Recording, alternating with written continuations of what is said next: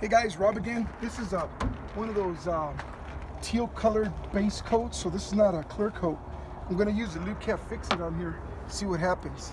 So I'm simply going to put this on like this, then I'm just going to go like that.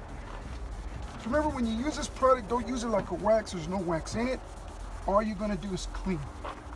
Look how beautiful that's coming out. Wow.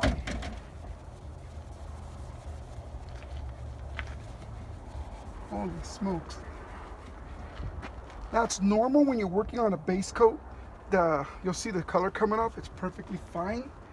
Remember, you're restoring the paint by cleaning it. You're not masking it, you're not waxing it, you're cleaning. I'm gonna go back and forth, no circles. Look how beautiful that's coming out. Wow.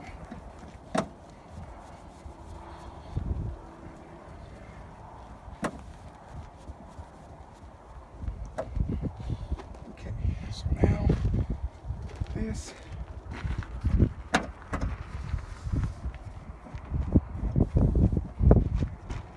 Ta-da! Get it from this angle, like right here. Get the angle. Do you see it?